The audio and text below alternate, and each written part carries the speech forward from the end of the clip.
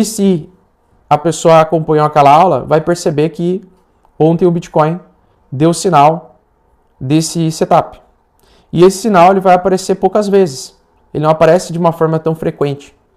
Tá? Então, ontem com a queda, ele deu uma queda ameaçadora, o suficiente para fazer muitas pessoas aceitar prejuízo, só que essa barra de ontem aqui, ela pode potencialmente ter trazido a oportunidade de uma compra de curto prazo para pegar um movimento para ele voltar para a mediana da banda de Bollinger lá, né? E aí você retira o teu lucro, aguarda o novo sinal acontecer e entra só no dia que o sinal acontecer. Em alguns momentos, por exemplo, a estratégia ela vai te dar o sinal assim, ó, hoje é dia de entrar na mínima desse preço, tá? E o teu alvo vai ser, por exemplo, a máxima desse preço aqui. Então você já vai ter um setup pronto para, caso o preço suba e recupere, você ganhe um pequeno lucro dessa operação. E aí você vai fazendo pequenos lucros. Geralmente é um setup que tem que ser um setup ali com 80% de assertividade. Você vai entrar pequeno, porque quando você errar ou quando o setup não funcionar, ele pode te fazer te arrebentar de balde, ele pode fazer você perder muito dinheiro rápido. Então por isso que ele tem que ter vários critérios para você entrar. Não dá para entrar a moda foda-se. E também, né, no meu caso, eu uso especificamente stop loss. Tá? É um setup que eu uso sem stop, mas ele tem um stop loss que eu uso vamos dizer assim, para não perder de balde. Vamos dizer assim. Tá? É um setup que eu uso para não perder de balde. Então, a gente tem aqui, ó, Bitcoin mostrando força compradora no gráfico de 1 hora aqui. Tá? Na minha opinião, não vai trazer uma grande alta isso aqui. Possivelmente ele só vai voltar às médias e voltar a ameaçar trazer a queda até esse ponto aqui e tal. Ele vai ficar nessa gororoba aqui por um período lateral, longo de tempo.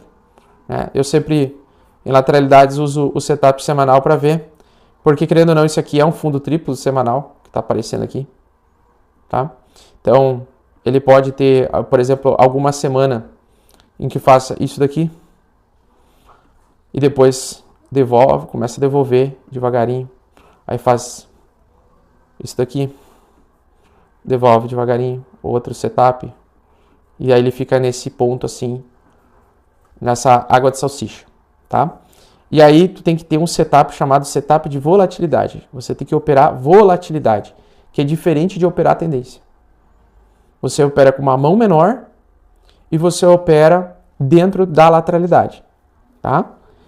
E alguns períodos específicos do ano, como agora, por exemplo, e também início de fevereiro, novembro, o setup de volatilidade tu consegue levantar um pouco de capital para que quando você tiver a tendência, o retorno da tendência, você já vai estar acostumado com a volatilidade, ali com a lateralidade, você já vai estar acompanhando a lateralidade de perto e você vai lembrar, olha, os melhores fundos surgem depois das lateralidades. Os melhores topos, os topos de um momento que eu tenho que vender, também surgem de lateralidades.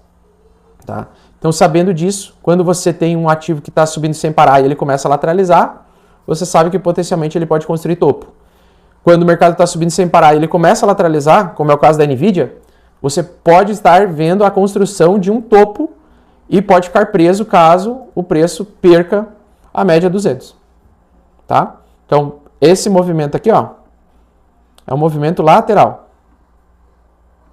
Tá? Ou seja, ele pode abrir agora uma alta dentro da lateralidade. Ao mesmo tempo, se ele conseguir romper e voltar, então se ele conseguir romper aqui e voltar, você sabe que vai ter um período cabuloso aí de quedas. Se ele voltar, talvez ele pode até, né, fazer isso daqui, aí faz um topo mais baixo e começa a perder e inverte a tendência. Então, sempre que a gente tem mercados laterais,